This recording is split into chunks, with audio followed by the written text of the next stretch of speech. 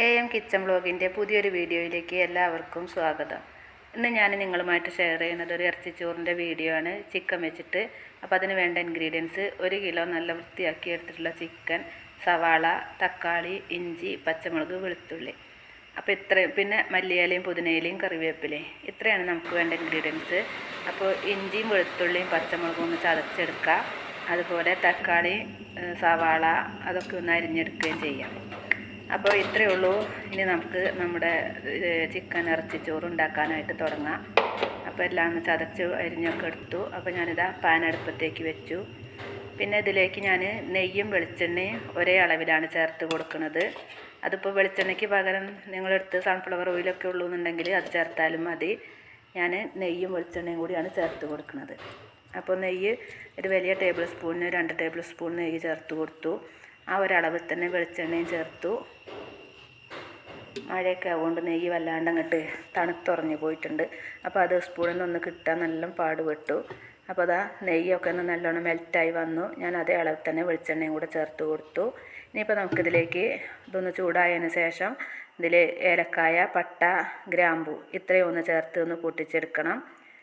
ഇതൊക്കെ നന്നായി മൂത്ത് വന്നു. ഇനി നമുക്കിതിലേക്ക് നമ്മൾ ചതച്ച് വെച്ചിട്ടുള്ള ഇഞ്ചിയും വെളുത്തുള്ളിയും പച്ചമുളകും കൂടെ ചേർത്ത് കൊടുക്കണം. നമ്മളെ ഈ ഇറച്ചിച്ചോറ് കുറച്ചൊരു സ്പൈസിയാണ്. അപ്പോൾ അതിനനുസരിച്ച് മുളകൊക്കെ ആവശ്യമുള്ളവർക്ക് കൂട്ടാം. അത് അധികം എരിവ് വേണ്ട എന്നുള്ളവർക്ക് ഇതിന് മുളക് പൊടിയൊക്കെ ചേരും. അപ്പോൾ അതിൻ്റെയൊക്കെ അളവൊന്ന് കുറയ്ക്കുക. അപ്പോൾ നമ്മുടെ ഈ എണ്ണയിൽ കിടന്നിട്ട് ഈ മസാല നന്നായിട്ടൊന്ന് വഴന്ന് അതിൻ്റെ പച്ചമണമൊക്കെ ഒന്ന് മാറി വരുമ്പോൾ നല്ലൊരു സ്മെല്ലാണ്. ഇത് നന്നായി വഴന്നു വന്നു. ഇനി നമുക്കിതിലേക്ക് അരിഞ്ഞു വെച്ചിട്ടുള്ള സവാള കൂടെ ചേർത്ത് കൊടുക്കുക.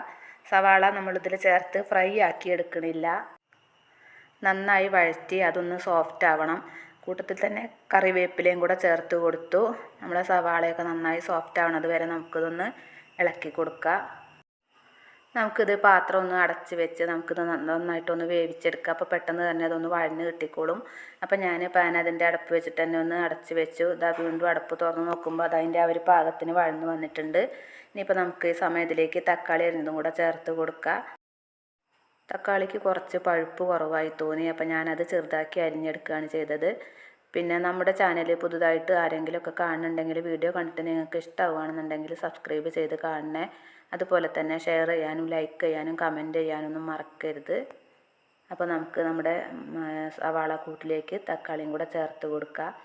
ഈ പഴുപ്പ് നന്നായിട്ട് പഴുത്ത തക്കാളി എടുക്കുന്നുണ്ടെങ്കിൽ അതെടുക്കാനായിട്ട് ശ്രദ്ധിക്കണം കേട്ടോ. എന്നാൽ പെട്ടെന്ന് തന്നെ അത് വഴന്ന് കിട്ടും. ഇത് കുറച്ച് പഴുപ്പ് കുറവാകൊണ്ടേ വഴന്ന് കിട്ടാൻ കുറച്ച് താമസം ഉണ്ടായി. അപ്പോൾ ഇനി നമുക്ക് ഇത് ഒന്നുകൂടെ ഒന്ന് അടച്ച് വെക്കാം. അങ്ങനെ വരുമ്പോൾ വേഗം ഒന്ന് വഴന്ന് വന്നോളും.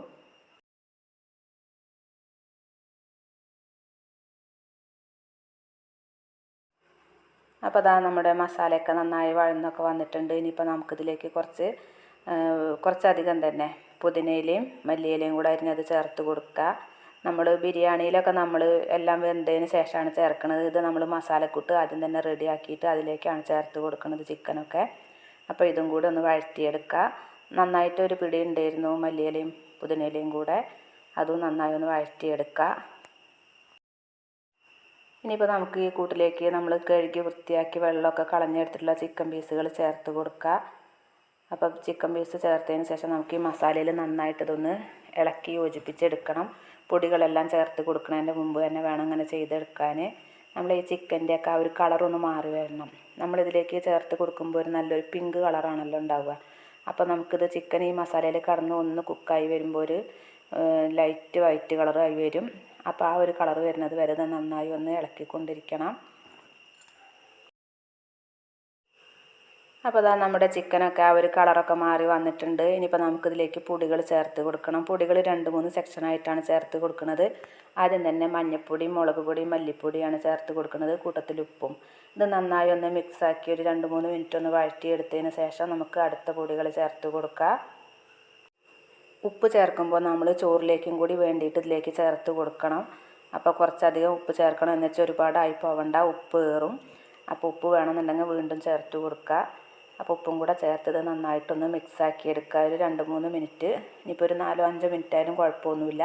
നന്നായി ഇതൊന്ന് ഇതിലേക്ക് മസാലയൊക്കെ ഒന്ന് പിടിക്കുന്ന രീതിയിൽ നന്നായിട്ടൊന്ന് ഇളക്കി കൊടുക്കണം.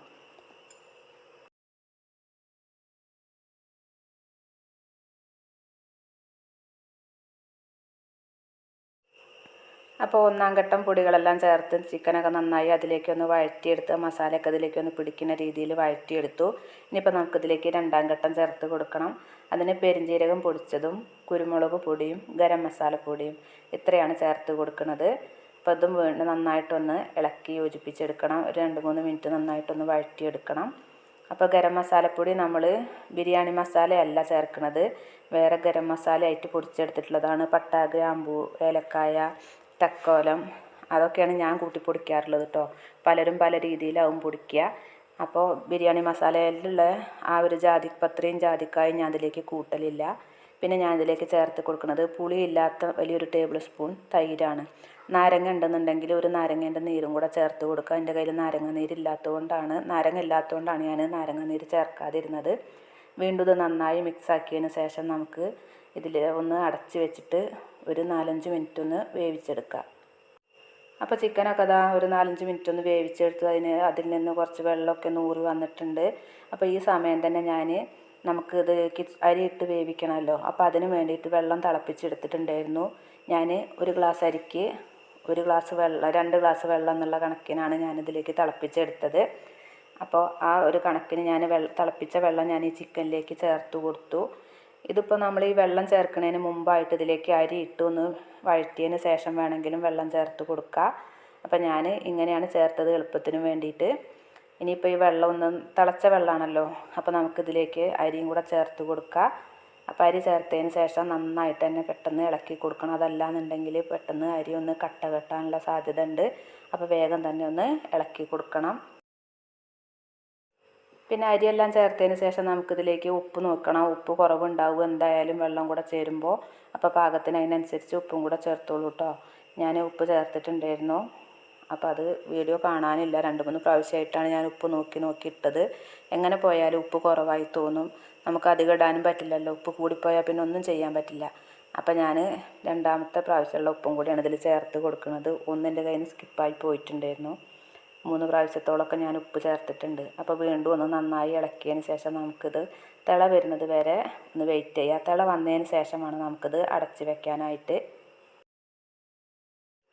പിന്നെ നമ്മൾ ഇതിന് അരി എടുക്കുമ്പോൾ ഏത് ബിരിയാണി റൈസ് ഇതിലേക്ക് പറ്റൂ കേട്ടോ. ഇനിയിപ്പോൾ ഞാനിതിലേക്ക് എടുത്തിട്ടുള്ളത് കൈമ റൈസാണ്. ജീരകശാലയോ ബസ്മതി റൈസോ ഏതും ചേർക്കാം, അതൊക്കെ അവരവരുടെ ഇഷ്ടമാണ്. അപ്പോൾ അതാ നമ്മുടെ മസാലക്കൂട്ട് തിളച്ച് വന്നു. മസാല അല്ല, നമ്മളിതിൽ അരിയും കൂടെ ചേർത്തിട്ടുണ്ട്. അപ്പോൾ തിളച്ചതിന് ശേഷം ഞാൻ അടച്ച് വെച്ച് അടപ്പൊക്കെ മാറ്റി നോക്കുമ്പോൾ അത് ഒരു 5 മിനിറ്റ് കാത്തതിന് ശേഷം തുറന്ന് നോക്കുമ്പോൾ നന്നായി തന്നെ തിളച്ച് വന്നിട്ടുണ്ട്. ഇങ്ങനെ തിളച്ച് കഴിഞ്ഞാൽ പിന്നെ നമുക്ക് തീയൊന്ന് സിമ്മിലിടാം. അത്യാവശ്യം വെള്ളമൊക്കെ ഒന്ന് വറ്റി വരുന്നുണ്ട്.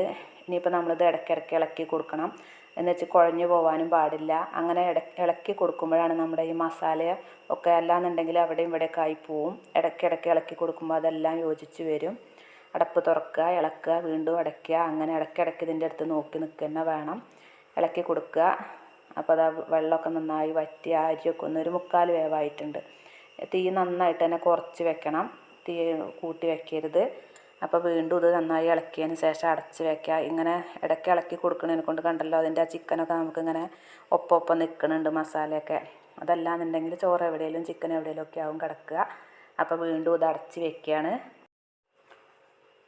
ഇപ്പോൾ ഞാൻ അതിൻ്റെ അടപ്പൊക്കെ ഒന്ന് മാറ്റി നോക്കുക, വീണ്ടും ഒന്ന് ഇളക്കി കൊടുക്കുകയാണ്. ഇപ്പോഴും സിമ്മിൽ തന്നെയാണ് ഇരിക്കുന്നത്. വെള്ളത്തിൻ്റെ ആ ഒരു നനവ് നന്നായി മാറിയിട്ടില്ല. അത് മാറുന്നത് വരെ നമുക്കിങ്ങനെ അടുപ്പത്തൊന്ന് ഇരുന്നോട്ടെ. ഇടയ്ക്കിടയ്ക്കൊന്ന് തുറന്ന് ഇളക്കി കൊടുത്താൽ മതി. എന്ന് വെച്ച് ഒട്ടും നനവില്ലാണ്ടൊന്നും ഇരിക്കില്ല കേട്ടോ. നമ്മൾ ബിരിയാണി ഒന്നും ഇരിക്കുന്ന പോലെ അത് അങ്ങോട്ട് ഒലർന്നിരിക്കില്ല. നമ്മളിത് വെള്ളത്തിലിട്ട് വേവിച്ചെടുത്തതാണല്ലോ, നമ്മൾ ഇത് ഊറ്റിയെടുത്തിട്ടില്ലല്ലോ, അതുകൊണ്ട്. അപ്പോൾ നമ്മുടെ ചോറൊക്കെ ഇവിടെ റെഡി ആയി തുടങ്ങിയിട്ടുണ്ട്. ഇനി നമുക്കിതൊരു പാത്രത്തിലേക്ക് സെർവ് ചെയ്യാം. അപ്പോൾ നമ്മുടെ അടിപൊളി ടേസ്റ്റുള്ള ചിക്കൻ ഇറച്ചിച്ചോറ് ഇവിടെ റെഡി ആയിട്ടുണ്ട്. ഇതെല്ലാവരും ഒന്ന് ട്രൈ ചെയ്ത് നോക്കണം. പെട്ടെന്ന് തയ്യാറാക്കിയെടുക്കാൻ പറ്റും. അപ്പോൾ പുതിയൊരു വീഡിയോയുമായി അടുത്ത ദിവസം വീണ്ടും കാണാം.